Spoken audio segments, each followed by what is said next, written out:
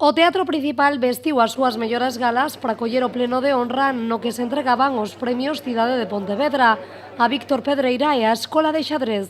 Numerosas autoridades asistiron a este pleno, que se celebra no día de San Sebastián, patrón da cidade. Na súa intervención, Pedreira lembrou onde nacera, pero deixou claro que Pontevedra é a cidade onde se quedará para sempre. Vin traballar a Pontevedra case por azar hai xa 38 anos. E hai 13 que decidín vir vivir e quizáis tamén morrer aquí, a Ribeira do Lérez. Cando alguén me pregunta polos motivos da miña decisión, sempre me veñen á mente aqueles versos do poema de Celso Emilio Ferreiro, Deitado frente ao mar, cando explicaba por que el tiña decidido falar en galego. Porque sí, porque me gosta, porque me peta e quero e dame a gaña.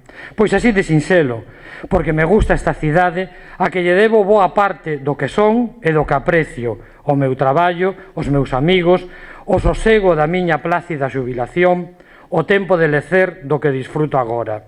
Pola súa banda, o uruguaio Daniel Rivera, en nome da Escola de Xadrez, destacou as virtudes desta actividade deportiva.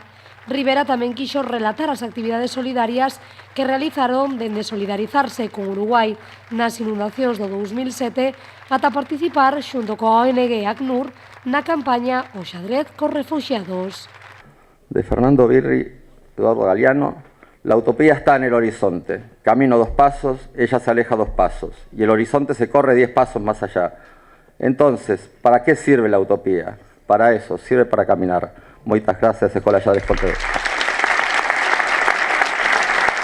Por último, o alcalde de Pontevedra, Miguel Anxo Fernández Lores, pechou o acto destacando o traballo que os galardoados realizaron durante os últimos anos e resaltando a importancia que tanto Víctor Pedreira como a Escola de Xadrez desenvolveron en relación co cerebro e no caso do psiquiatra tamén agradeceu a súa loita en defensa da sanidade pública para indicar que a ampliación de Montecelo será unha realidade grazas a persoas como a él.